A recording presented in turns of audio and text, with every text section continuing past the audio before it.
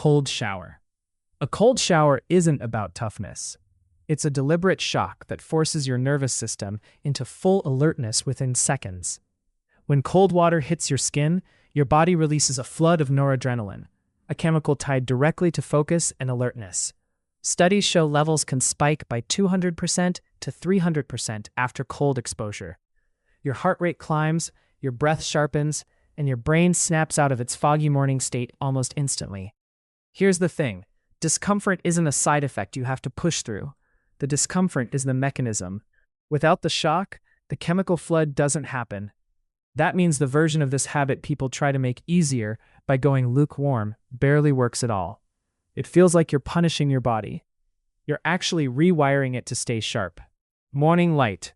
Sunlight in your eyes within the first hour of waking does more for your brain than most supplements ever will. Your eyes contain special receptors that, when hit by natural light, send a signal straight to your brain's master clock, the suprachiasmatic nucleus. This resets your circadian rhythm and triggers a cortisol pulse that's supposed to happen in the morning, sharpening focus for hours. It also sets a timer for melatonin release later that night. Here's where it gets interesting. A bright indoor room, even one that looks well lit to you, delivers a fraction of the intensity your brain actually needs to register the signal. That means scrolling your phone by a window isn't the same as stepping outside, even if it feels close enough. You think you're just waking up. You're actually setting the clock that decides how you think all day. Do the hardest thing first. Doing your hardest task first thing in the day isn't about discipline. It's about using a mental resource before it runs out. Your prefrontal cortex, the part of your brain responsible for planning and self-control, has limited fuel each day. Every decision you make, even small ones like what to eat or wear, drains it slightly. This is called decision fatigue, and it builds silently from the moment you wake up. Here's the part most people don't sit with. By checking messages or making minor choices before doing real work, you're spending your sharpest hours on your least important tasks. That means the person who warms up with easy busy work is often sabotaging their own best thinking window without realizing it. It feels responsible to clear small tasks first. It's actually spending your best fuel on the least important miles. No input first hour. The first hour after waking is the only time your brain is still partly running on last night's processing. Filling it with input immediately shuts that down. Right after sleep, your brain is still in a semi-theta state, similar to light meditation, still consolidating memories and ideas from the day before. The moment you open your phone, you flood this state with new information, forcing your brain to abandon its own internal processing to react to someone else's. Here's the thing. This isn't just about distraction. You're interrupting a biological process mid-cycle, one that doesn't fully restart once broken. That means the habit of checking your phone within minutes of waking may be costing you insight you never even knew you were about to have. It feels like catching up. It's actually cutting your own thinking off before it finishes. 90-minute focus sprint. Your brain doesn't focus in a straight line for hours. It moves in waves, roughly 90 minutes long. Whether you plan around that or not, this is called an ultradian rhythm. Your brain cycles through periods of high alertness, followed by a natural dip, driven by shifting neurotransmitter levels and changing brainwave patterns. Fighting through the dip with caffeine or willpower doesn't restore focus. It just masks the drop while performance quietly declines underneath. Here's where it gets uncomfortable. Most workplaces schedule meetings and demand focus in ways that completely ignore this rhythm, treating attention as a constant resource instead of a wave. That means the burnout so many people feel isn't a weakness. It's often just working against a biological cycle nobody explained to them. You think longer sessions mean more output. Your brain actually produces more in aligned 90-minute waves than in forced marathons. Learn one hard skill daily. Learning something genuinely difficult, even for 10 minutes a day, changes the physical wiring of your brain in ways passive habits never will.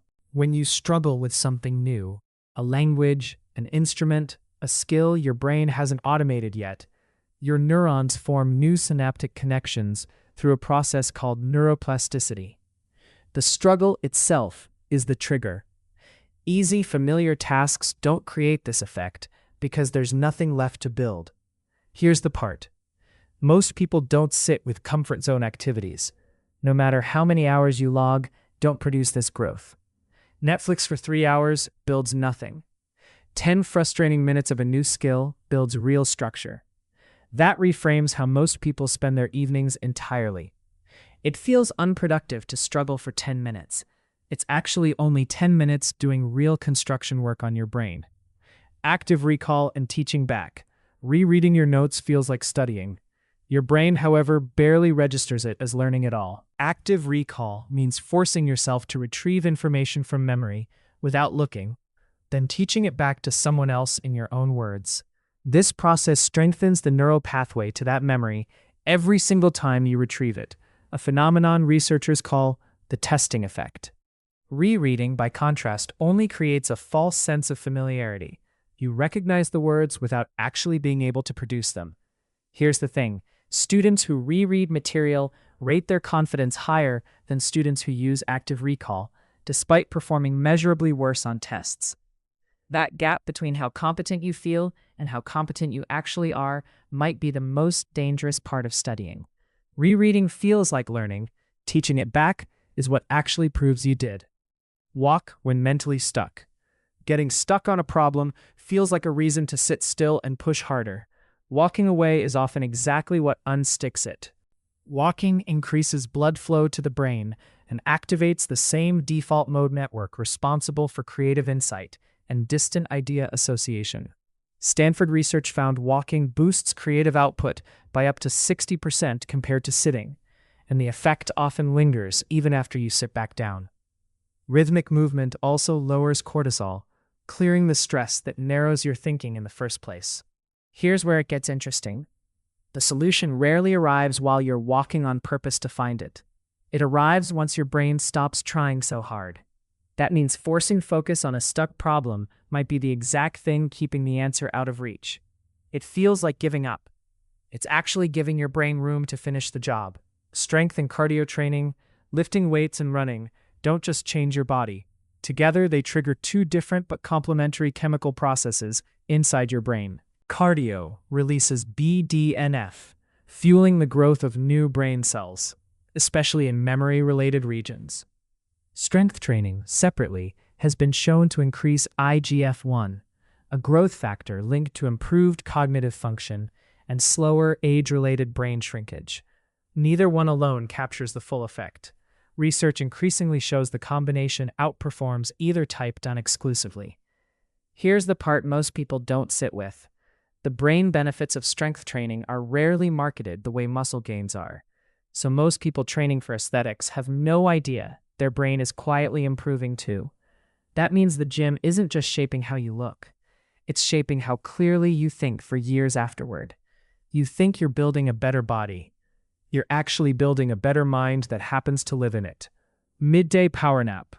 A short nap in the middle of the day isn't laziness. It's a scheduled maintenance window your brain is biologically asking for. Around 8 hours after waking, your body experiences a natural dip in alertness, driven by circadian rhythm, not sleep debt.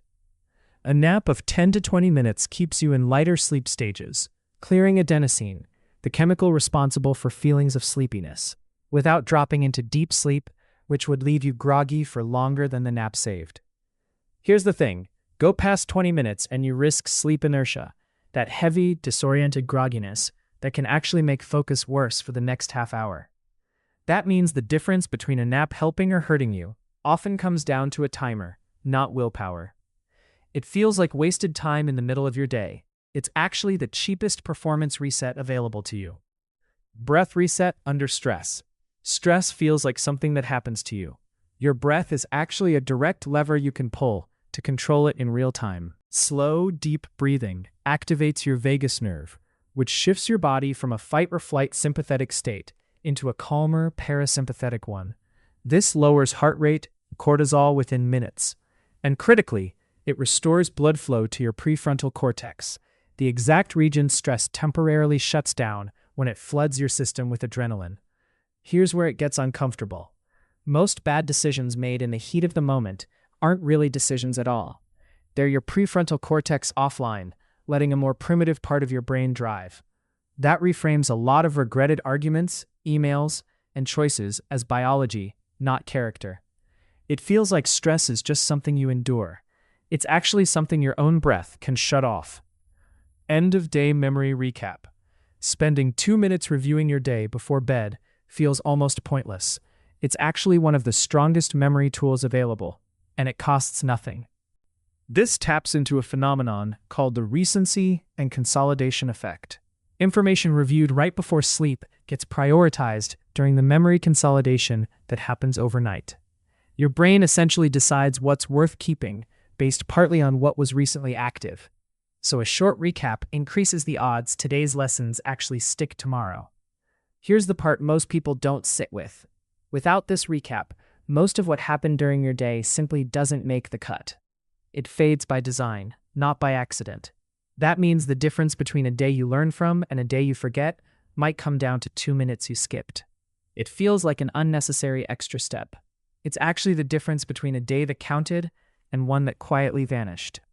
Consistent sleep and wake schedule. Sleeping the same hours every night matters more than how many hours you sleep at all, even though almost nobody treats it that way. Your circadian rhythm depends on consistency to regulate hormone release, body temperature, and alertness cycles accurately. Irregular sleep, even with the same total hours, has been linked in research to effects comparable to mild sleep deprivation. Your brain essentially never fully knows what time it's supposed to think it is.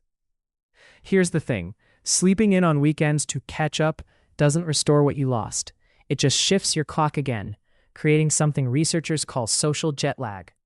That means the weekend recovery plan most people rely on may actually be working against them.